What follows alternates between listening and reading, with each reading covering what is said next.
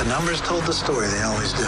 It's one of those idiots who believe in analytics. This is a numbers game with Gill Alexander on VSiN. Hour number 2 of a numbers game at VSiN, the sports betting network, VSiN.com, the VSiN app, Game Plus, iHeartRadio, YouTube TV, all proudly brought to you by BetMGM. Gill Alexander, Kelley Bydlon, producer number 9. So much more than a producer. Still to come this hour, Wes Reynolds, Chris Fallica standing by to talk Derby and Preakness with us, and of course, we got to talk Warriors-Lakers. My goodness, the second of the 2 games tonight. Real quick, R.I.P. to Vida Blue. Vida Blue, who passed away at the age of 73.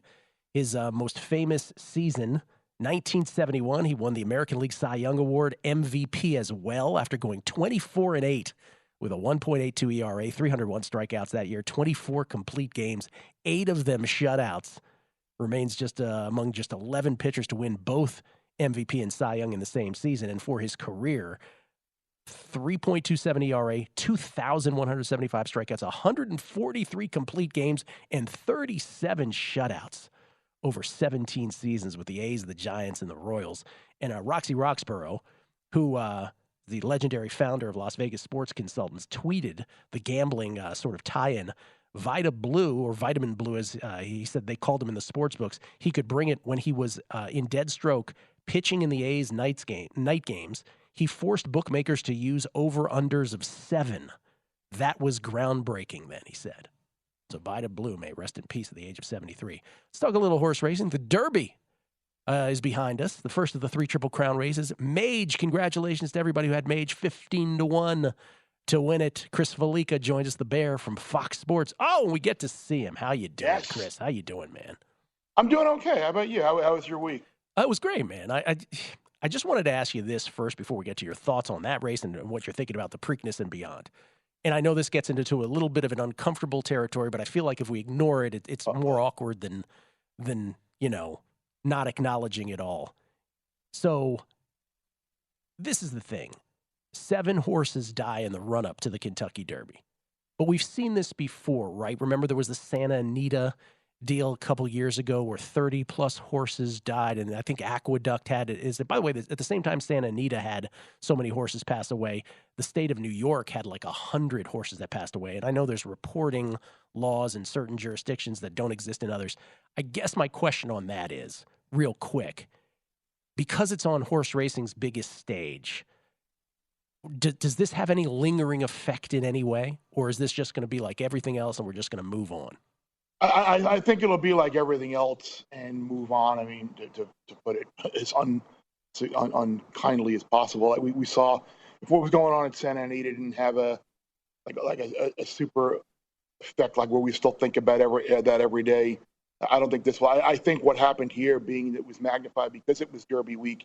And I think you saw as a result horses getting scratched from the Kentucky Derby because I think they realized if the Kentucky Derby favorite Forte, who was scratched because of a foot injury, or a minor foot injury or whatever it was, something happened to him in the Kentucky Derby and they have to put that horse down, then you've got a big problem and the sport may never recover from that.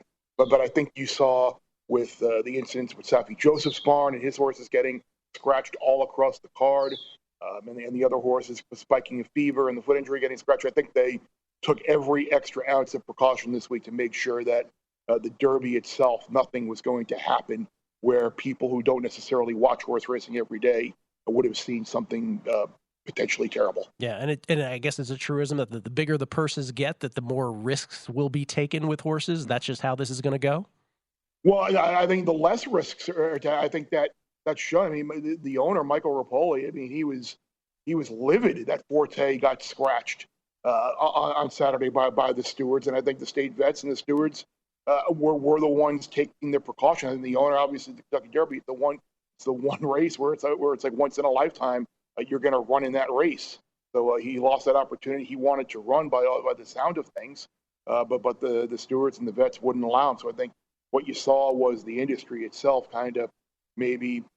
You know how we say like in college football, like got to protect the player, got to save the players from themselves sometimes, where maybe the grass isn't green around the other side and they transfer. I think maybe the checks and balances here worked out where maybe the state vets and the stewards might have saved the Republican of the Forte connections from themselves by scratching the horse. Yeah, Rich Strike won the Derby 80-1 last year. I just, you would think that based on the history of both horses, Rich Strike last year and obviously Mage this year, both just coming out of sort of horse racing nowhere, if you will, that the story would have been as big. And I feel like it sort of got tarnished this year. You did not have Mage. Who did you have? Yeah, I my top pick was Skinner, and he got scratched on Friday. Mm-hmm. And I'm glad you brought that up because this is something that I wanted to bring up. Like, unlike the Milwaukee Bucks, I failed in my job. It was an unsuccessful season in the Triple Crown season to kick it off with the Derby.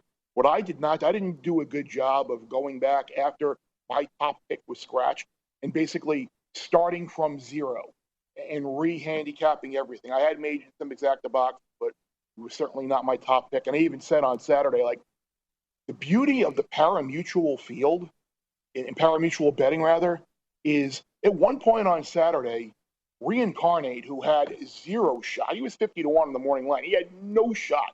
He was shorter than Mage, and it was inexcusable. And those are the types of opportunities in a pari-mutuel type betting system where you can take advantage of the stupidity of the betting public. And I think in this instance, a lot of people did.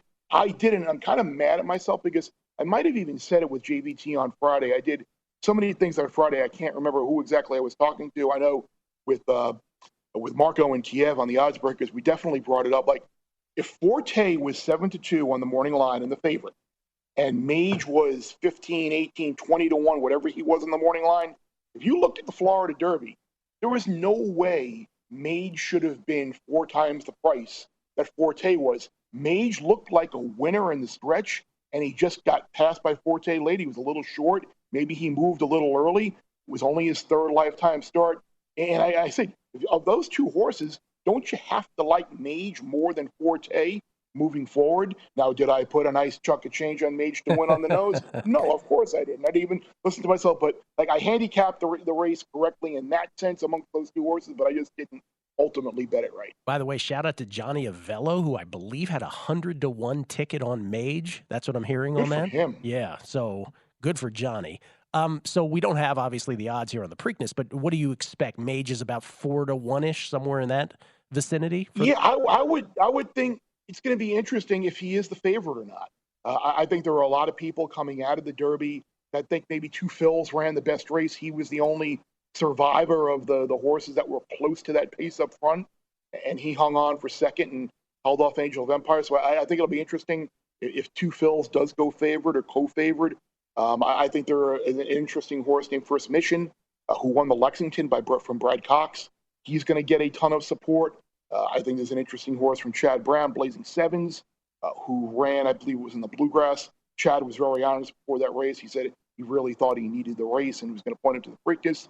But I think there certainly are some newcomers in the Preakness that might give Mage a little bit of a run for his money here in this race. Some couple of fresh horses and Two Phils as well, if he's able to get a little bit better trip than he did in the Derby. Forte's going to run in the Preakness. That's the plan, and that's interesting because usually Todd Pletcher does not send his horses to the Preakness. He usually goes Derby, skip Preakness, Belmont, but I think it shows that Rapoli really wants to win a Triple Crown race, and maybe that this race is more suited to Forte than the Belmont certainly was. Speaking of the Belmont, we know how we talked about this in the past. It's certainly interesting to see if both Kings Barnes and Tapit Trice run in the Belmont, because that's, as I said, Todd Pletcher's MO. He loves the Belmont track. He loves the surface. He loves pieces his horses there. Tapit Trice and Kings Barnes, I think, will be 2 horses to certainly look at with kind of that grinding running style in that race. Okay, because I remember you called Taprit, was it a few years back for the Belmont before the Derby? Okay, so you've made your call for the Belmont. So let me just distill again for the Preakness. Then what am I hearing you're thinking about without? Yeah, I'm going to have to see how the race pans out. I think Mage has an excellent chance to win, but I think Mage, First Mission, Two Phils, probably one of those 3 are the most likely winners of that race. Okay, and then the obvious question that needs to be asked every year: Mage wins the Derby. Mage is the horse that could win the Triple Crown, the only one, obviously, that could. What price would you need if someone posted that right now to bet Mage to win the Triple Crown? Well, you figure it'll probably be 7-2 or so in the Preakness, and then all the vanity tickets in the Belmont, he'll go off at 3-5 or whatever. I'd need at least double digits. I'd need at least 10-1. So I think the 2-race combo here is going to be pretty tough for him, for a horse who's only run 4 times in his life. Okay. Appreciate it. Chris, always good. Can I get into one thing real fast? Please. Or we got music playing? No, go ahead. We got a minute. No, I was going to say, if you want to look at soccer, EPL, I didn't really look into this as a Liverpool guy until Manchester United dropped a couple games. But I think now there's a real chance Liverpool somehow does this and gets into the top 4. I mean, they have 3 games left. They play Leicester, who's 16th in the table. They host Aston Villa, who's 8th, and then they go to Southampton to finish, who's going to get relegated. Manchester United is going to need to win 3 games from their final 4. They got Wolves at home, at Bournemouth, home Chelsea, home Fulham. Like, they have to win 3 of those, or else there's a good chance they're going to wind up at 70. They win 2 and draw 2. They'll get 8 points out of that. They sit on 71. Liverpool wins those 3 final games. They're sitting on 71. Liverpool has the massive edge in goal differential. Like, this is something a couple of weeks ago you probably could have gotten a massive number on Liverpool to finish in the top 4. I think it's around 2-1 right now. But I would expect United to beat Wolves and beat Bournemouth. But are they going to beat both Chelsea and Fulham? I don't know. Like, it's a definite 50-50 coin flip now, I think, whether United gets the 3 wins and holds off Liverpool. We're seeing plus 180 on that, Kelley? Plus 180 on that. Yeah, I'd take a stab at that. Liverpool a point out with 3 games left, to point out behind Man United, which has 4 games left. Thank you, Chris. Lakers Warriors next.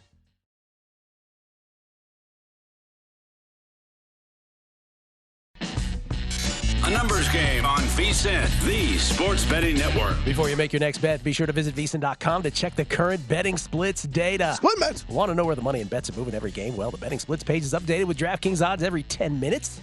So you can see changes in all the action, find out where the public is betting based on the number of tickets, and where the money does not match the public opinion. You can check out not just today's action, but future events as well. Betting splits, yet another way that VSiN is here to make you smarter, better year-round. Check them out, all of today's betting splits for every game at VSiN.com. It's Gill Alexander. It's Kelley Bydlon. Kelley, if you're invited to a dog's birthday party and you're out of town and can't go, do I still purchase the dog a gift? Yeah, sure. Maybe a small one. Just curious what the protocol is. I think you're okay. You think I'm okay? Yeah, I think you're okay. All right. By the way, pro tip. Can we do the pro tip? Let's do a pro tip. Pro tip of the hour. I was mentioning this earlier. We're talking about Stephen A., some of the stuff he says at halftimes of these games. Remember, shooting percentages regress towards the mean often. Keep that in mind for NBA live betting. Just because a mainstream media personality says, well, I'd be a lot more worried if Jason Tatum was having a good game. You should be thinking the opposite. Because he's 1 of 9 and the Celtics are down only 9, maybe you should have the opposite instinct. Just keep in mind shooting percentages. When the larger sample size tells you otherwise, don't let the smaller sample size overcome your thinking. That's your VSiN pro tip of the hour, pro tip of the show. All of them sortable at vsin.com. Lakers and Warriors, game 2 tonight of the NBA doubleheader. Love this round where it's, with the exception of the 2 single game nights last week, now it's every other night, 2 games a night. And we have 2 series that are now at 2 games apiece. We'll see if the Knicks can knot things up with the Heat. We'll see if the Warriors can knot things up with the Lakers. Obviously, the Heat and the Lakers trying to get ahead 3-1. Remember, in both the case of the Knicks and the Warriors, even if they're down 3-1, they would have 2 of the remaining potential 3 at home, games 5 and 7. But still, you don't want to be down 3-1. The Lakers are 3-point favorites in this game tonight. Game 4, 228 is your total. First things first, Kelley, I'm watching Austin Reeves this entire postseason, and I'm thinking to myself, who does this guy look like? It is driving me crazy. Oh, boy. Who does he look like the whole time? And finally, I realized it. What'd you come up with? Finally, I realized it. Austin Reeves was so bummed in Ferris Bueller's Day Off when his dad's Ferrari got destroyed. So bummed. That's a great pull. So bummed. I still feel bad for him. You couldn't remember because he's wearing a Lakers jersey and not a Red Wings. And a Red Wings jersey. Exactly. Right, exactly. So there's that. Finally got over what that confusion was about. The other thing about this, That's great. the other thing about this series is, and I don't want to be prisoner of the moment, but do you ever remember the first 3 games of any series that has been this schizophrenic, and even within games themselves, than this Lakers-Warriors series, which this is where I really do say, getting back to the sort of mainstream media reaction to this stuff, you've got to resist the urge to just come up with superlatives. By the way, let me just raise my hand also. We all can be guilty of this. After game 1, and AD had a tremendous game in game 1 where he scored 30, he had 23 boards, and the Lakers won. Remember, despite that furious 14-0 Warriors burst that tied the game late, and then the Lakers won it by 5. But remember, the narrative after game 1 was the Warriors simply don't have anybody to check Anthony Davis. By the way, I think that might still be true. Here is a look, again, of Anthony Davis's roller coaster postseason box scores. Look at this, 22. They're going back to the Memphis series. These are point totals, 22, 13, 31, 12, 31, 16, 30, 11, 25 in this past game. I mean, it's just, first of all, I don't know how this is possible. I just don't know how this is possible. So after game 1, the Warriors will have no way to stop Anthony Davis. After game 2, remember the Warriors won that by 27 after trailing by 7 after the first quarter. AD ends up with 11 points and 7 boards. Part of that, of course, was that the Lakers just decided to sit everybody in the fourth quarter, and probably smart to get everybody some rest. That was the game that Clay had 30 on 8 of 11 shooting from 3. Dubs had a 41-point second quarter, 43 points third quarter. You get the idea. And then there was game 3 where the Dubs were down 7. They closed the first quarter on a 28-14 run. They're up 7. And at that point in game 3, some of us were, I'll be honest, we're like, oh, I have the Warriors in 6. I'm a little worried that it doesn't get to 6. And then the Lakers destroy them.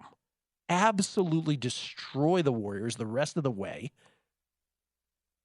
Literally AD with 25 and 13 in that game. But the Lakers closed the first half on a 30-8 run. The final score was 127-97. So essentially from the Warriors being up 40-29, they were up 11, to the Lakers being up at the end of the game, it was a 98-57 shellacking. Warriors had 11 more shots, made 6 fewer.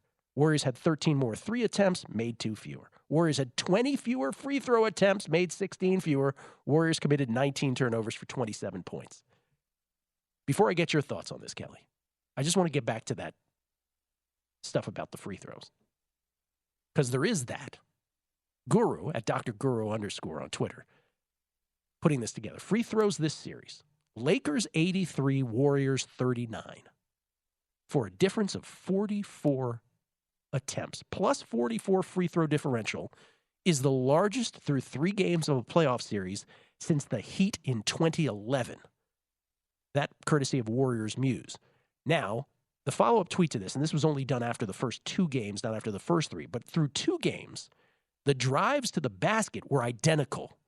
35.1 for both teams through the first 2 games. Now, as a guy who has the Warriors, let me try to be really objective about this. I do not believe it's because the Warriors should have more free throw attempts. Because honestly, the way the Warriors play the game, they don't really deserve that many more free throw attempts. But on the other side, I do want to say this, and this was particularly true in Game 3. How many of those AD or LeBron drives to the basket seemed to have been adjudicated, seemed to have been whistled based on the result? So if AD or LeBron missed one of those drives, then all of a sudden there was a late whistle. That happened about 4 or 5 times. Oh, that's an NBA thing. It's a home team, home cooking star system thing, but it was ridiculous in Game 3. So I do want to be fair about the Warriors. The Warriors don't really deserve more free throw attempts. They really don't. Maybe 1 or 2 here, but nothing of note. But I do think there is a little mishugas happening on the Lakers side. Yeah, I think it's tough. I think it's two differently designed teams, like you're talking about. Golden State Warriors, you don't really have those type of players that are going to get to the line. AD, LeBron James, when you don't really have, especially when you have not a lot of rim protection either. A big man that can really stop those guys down low. They're going to pick up ticky-tack fouls. But if you're going to whistle it in the flow of the game. Don't wait to see if the ball goes in before you throw that late whistle. I mean, how many times do you see the Warriors just go like, oh, there's the whistle? No, I hear what you're saying. That happens. It's ridiculous. That happens way more in the NBA than I think. Like, I understand you're in a spot where it's highlighted more now, but that happens in the NBA all the time. Is it right, Gill? I'm not saying it's right. I'm not saying it's right, but they do that a lot. Listen, we all know that this is the NBA's thing. The fans are right on the court. The referees are. The officials are more influenced by the home crowd being right on top of them. This is a tried and true thing. I'm just saying that is definitely, I mean, Guru brings it up. That's definitely a noticeable thing. Plus 44 is a record, or not a record, but it's been the first time that that's happened in, over a decade. So that's just something to watch. I guess as far as tonight's game is concerned, can you pre-flop any of these? Knowing, like, what is your expectation of AD? The expectation should be, well, he should show up, he should have a great game, and the Warriors should have no answer. Can you count on that? No, you can't. You can't. By the way, why can't you count on that? What's his problem? I don't know, Gil. I bet over his point prop in Game 3. It barely got there. I'm not nearly as confident in it.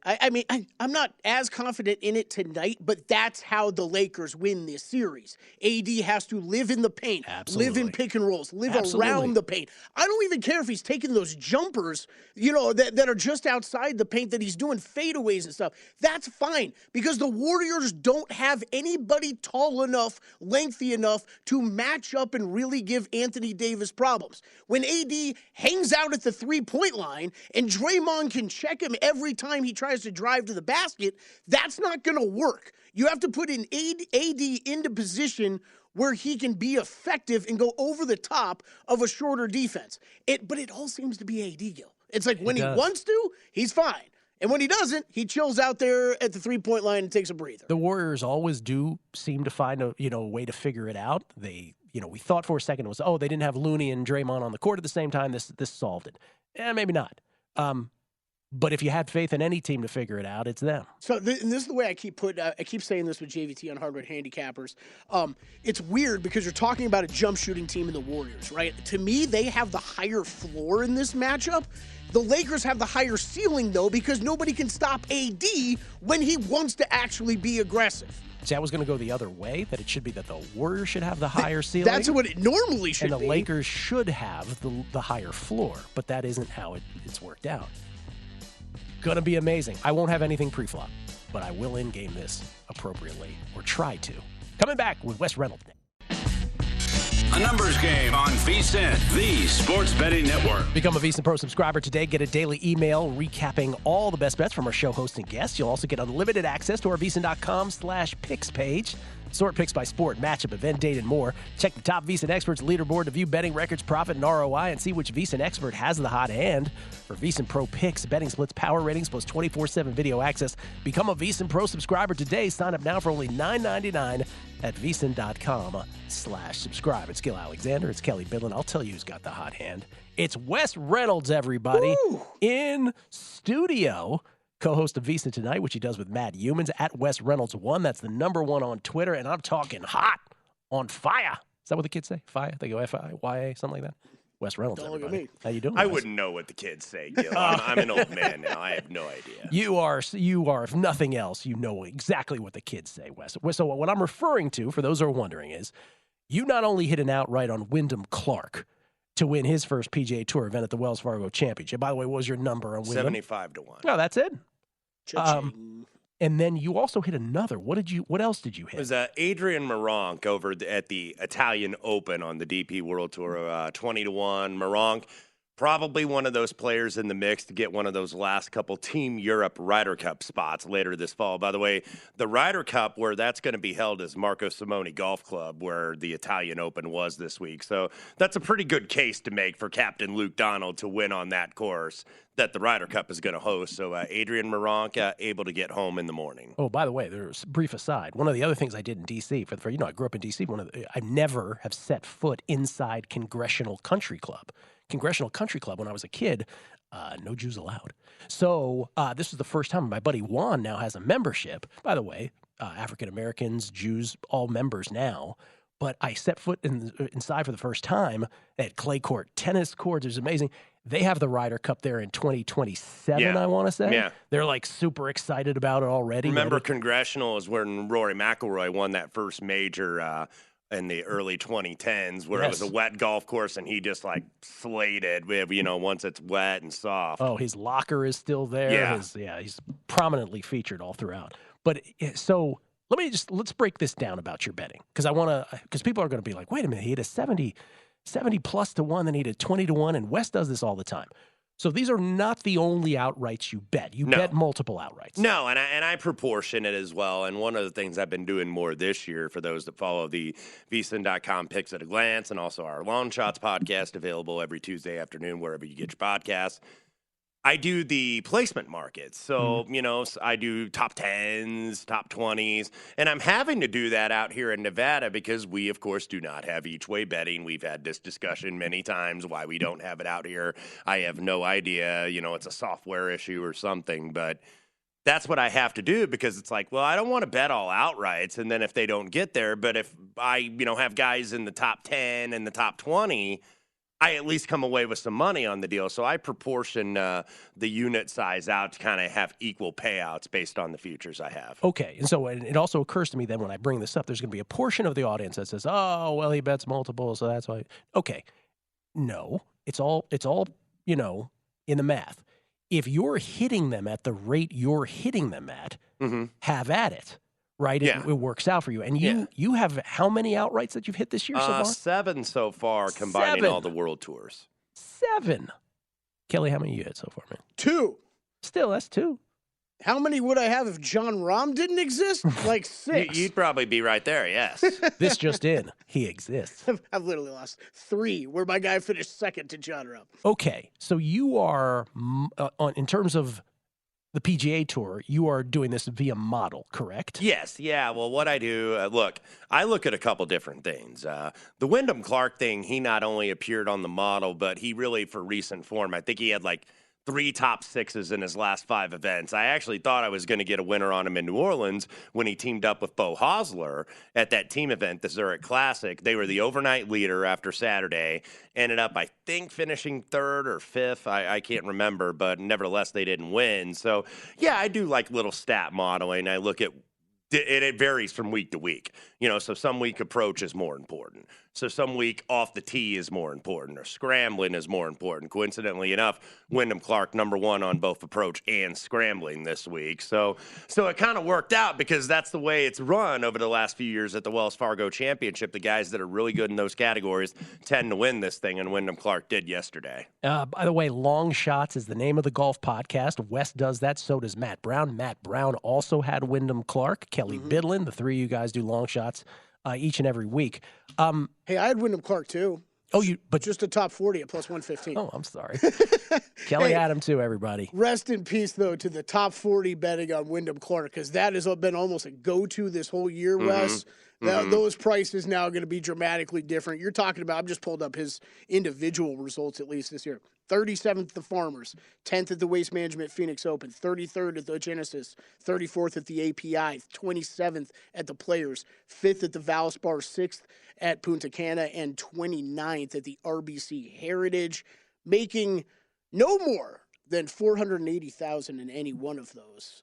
Tack on, what would he, 3.1 or 2, something this So week? what you point out, Kelley, it's not just stat modeling, it's also recent form. Yep. And then you're also looking at market a little bit, too, because the UK markets, they get their prices up first overseas on Monday morning. Like, you still have people are still probably just putting up prices here in the States on Monday morning. That's why, they kind of look and you see, okay, who gets bet early? Why did they get bet? So you are looking at market. It's no different than looking at like the Don Best screen for basketball or football or any of your day-to-day sports betting. Well, this is exactly what I wanted to get to, which is, again, for those who are newer to sports betting, there is, what's the phrase we always use? There's so many ways to skin the cat here on this racket that we're in, and it's different from sport to sport. It's every tournament you look at differently, let's say in golf.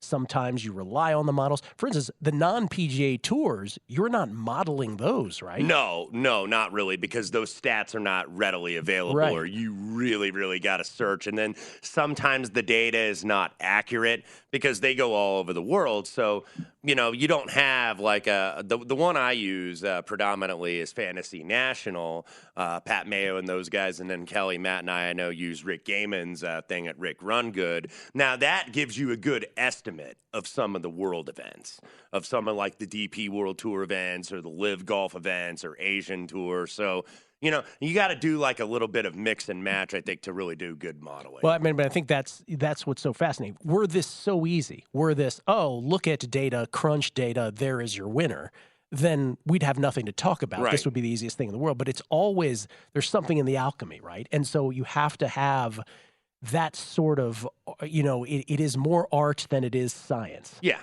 It's a little bit of both because half the battle is finding the information. Right. It's not just tabulating the information. You don't have to be some advanced mathematician. Like if people read my piece at VSiN.com every week, I say, okay, these are the important stats, and then I just list the numbers.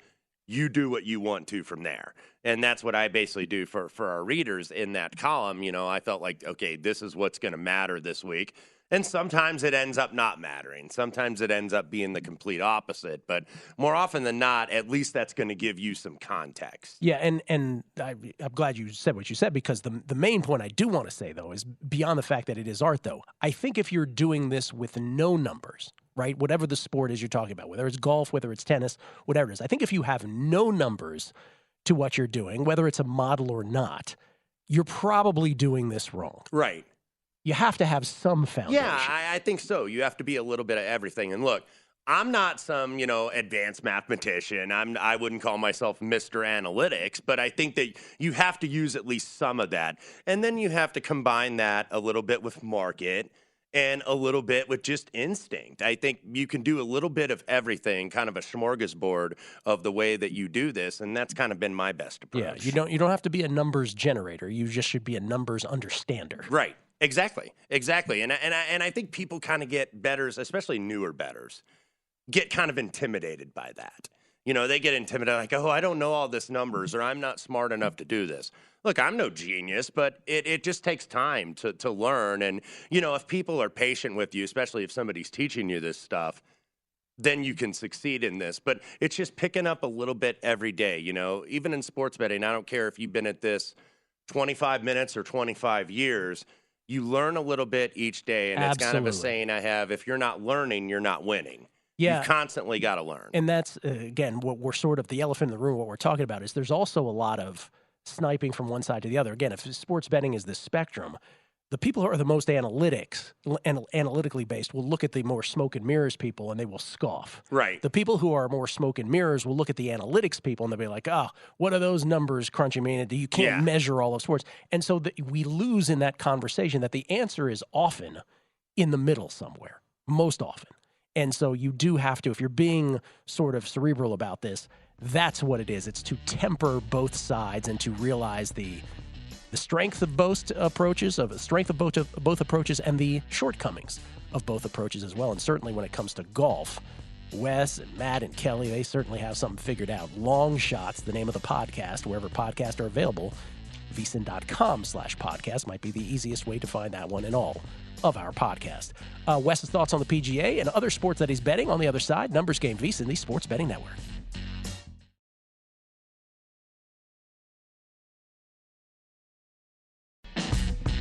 A numbers game on VSiN, the Sports Betting Network. BetMGM, the king of sportsbooks, unleashing the spirit of Las Vegas with BetMGM rewards. Every time you make a wager at BetMGM, you can earn BetMGM rewards points that you can redeem for online bonus credits like bonus bets and bet insurance tokens. And if you're planning a trip to Vegas, you can also convert your BetMGM points into MGM rewards points so you can use towards dining, shows, and hotel rooms at over 20 MGM resorts properties located on the Las Vegas Strip and nationwide. Sign up with BetMGM or log in today to get an even bigger piece of the action with BetMGM rewards. Eligibility restrictions apply. BetMGM and GameSense remind you to play responsibly and offer resources to help you make appropriate choices. Visit BetMGM.com for terms and conditions. Must be 21 years of age or older to wager. New and existing customer offer. All promotions subject to qualification and eligibility requirements. Rewards issued as non-withdrawable bonus bets. Bonus bets expire in 7 days from issuance. Please gamble responsibly. Gambling problem? Call 1-800 Gambler. We get tweets at Beating the Book. Always appreciate the feedback from everybody, good, bad, indifferent.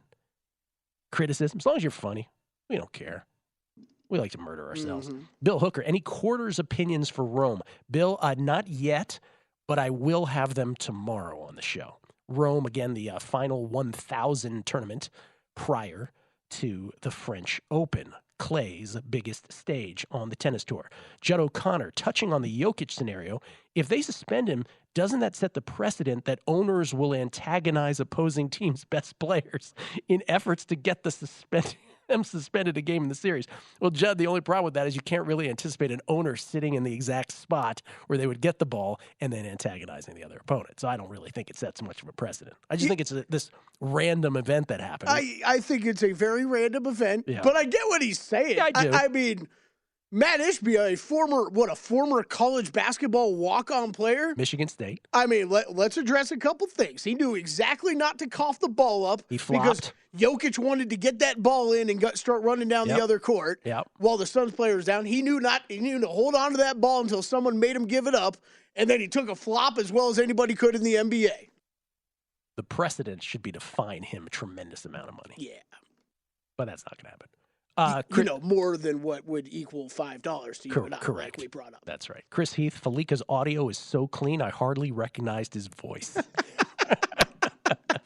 See, Chris, it looked great. Fallica, it sounded great. See what he said, Fallica? Roger Jones, great to see Gill and Bin Laden reunited. Oh, we're trying to put that to bed. And then Buddhist Man, cash it 8 days later, 4 minutes into the show. Oh, I quoted Stats by Lopez. I was trying to have Stats Michael Lopez, who is the author at Stats by Lopez on Twitter, of the stat that, again, for 80% of teams to get through like they do in the NBA and postseason series, you'd have to play a best of 51 in hockey and a best of 75 in baseball. He works for the NFL now, and the NFL says we don't want to comment on other sports, so he couldn't come on the show to talk about it. Jesse Welch, thanks to the Long Shots pod, I've hit 5 of those outrights along with those guys. Just wanted to get the pod a little more marketing. Damn. Good on you, Jesse. We definitely don't run your guys' commercial enough. Wait, it's never on the radio, your commercial. I don't know if you're kidding or not. I'm guessing. Bro, it's on every 90 seconds. It's called Long Shots. It's bad to say. All right, Wes, I'll start this because I don't want to put it on you, but something came up off air. When I was gone for the week, and I saw this from afar. I didn't chime in on it, but I saw it from afar. But you brought it up off air, which is there was a bit of a gambling Twitter kerfuffle. It wasn't an old-fashioned Donnybrook. Nope. It was not fisticuffs. It was not a Malay. There were no fisticuffs. It was a kerfuffle. That's exactly right, Wes. That's what it was. And there's our buddy Spanky, who had criticism, I guess, for Kay Adams, because Kay Adams from another network who was using the term plus 100 to describe a line. And I guess his position was, and I love Spanky and can't say enough great things about him, and I was part of Bet Bash too. I do happen to disagree with him on this, though. And I will tell you why. Because he was saying if it was I guess you'll tell me if I'm wrong on the paraphrase, but basically if you use plus 100, it's a clear sign that you don't know what you're talking about. Because the way to properly say that is even money. Is that a good summation of it? Yes. You want me to do my thoughts first? Well, you can go ahead. Yeah. My thoughts on this are while I respect everything that he's saying, that as someone, and all of us can relate to this, when we do shows on this subject 5 days a week, there are always new listeners, and you can't assume that everybody is a in the know or old school gambler. And so to use the terminology of plus 100 is actually the clearest and cleanest way to say that line so that people understand what you're saying. If you say even money, it leaves room for confusion for the listener. And so therefore, I will say plus 100. By the way, I thought I was on an island about this when watching this. And then I saw Steve Fezzik actually tweet. He said he thought he was on an island because the syndicates he's dealt with actually do use plus 100. So for me, as trying to communicate, that's the way I choose to do it because it provides the least confusion. For Kay Adams to use it as someone who is probably, let's face it, she really probably is, and for all of her wonderful, strengths, probably not the oldest school bettor. For her to use it, I would expect nothing less. Mm-hmm. I don't blame her at all, because for her, I mean, goodness, if we extended one sort of cousin more on this, I would imagine she would absolutely use that for, because she's probably never heard the phrase even money to equate to the plus 100 anyway. Anyway, that's my thought. Just as someone who wants to convey to an audience on a daily basis, that's how I choose to go. Well, and my thoughts on this, and look, I don't really know Spanky, so this is not against him. I use even money personally, or you could use plus $1. There's any ways you could do this differently. And with a new audience, like you mentioned, and new bettors coming into the market every day, people are going to say things differently, or people are not going to understand. It's like I use the example of the time when I worked in a sports book. I used to get frustrated when people would come and they want to bet $100. And it's like, do you want to bet $100 or do you want to win $100? And they don't understand. I've got the $100 bill and I'm ready to bet that if they win, they're going to get 90-90.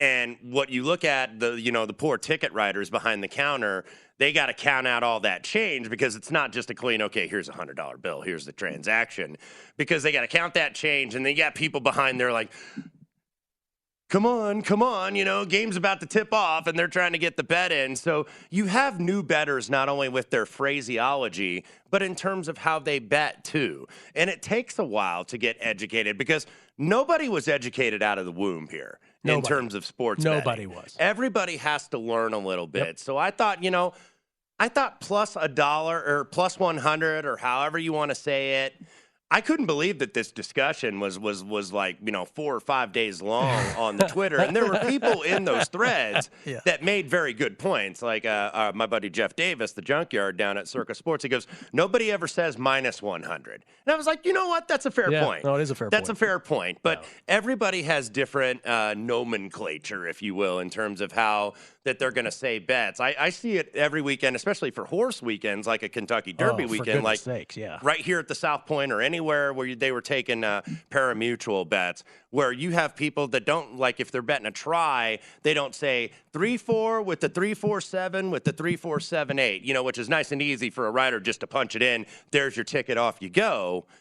They say 3-4 trifecta wheel with the and key this, and they all say it a different way, and that can make it more confusing. I get it, but I have a friend who's been betting for 30 years, when I say betting, I mean, hey, Gill, what are you betting right now? Oh, can I put $200 on that? Right. He hasn't learned anything in 30 years. We all have one of those, right?